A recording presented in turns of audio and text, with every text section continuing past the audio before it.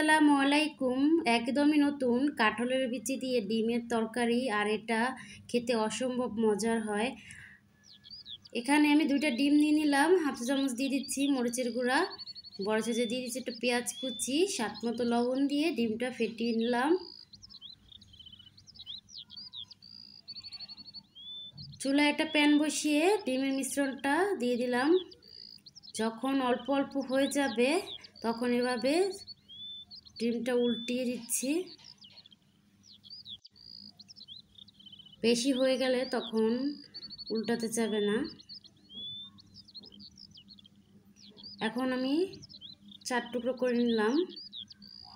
এই প্যানেই দিয়ে দিচ্ছি তেল, 2টা এলাচ, 2টা দারচিনি, বড় সাইজের পেঁয়াজ কুচি 2টা।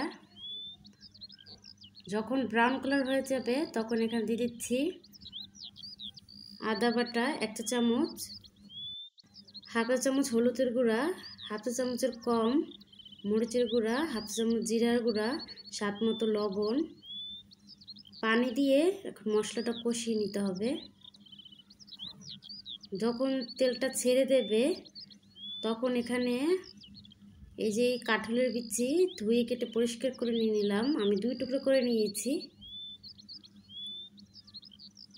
কাঁঠালের বিচিটা দিয়ে মশলার সাথে ভালো করে মিশিয়ে দিতে হবে। অল্প পানি দিয়ে এটা কষিয়ে নিতে হবে।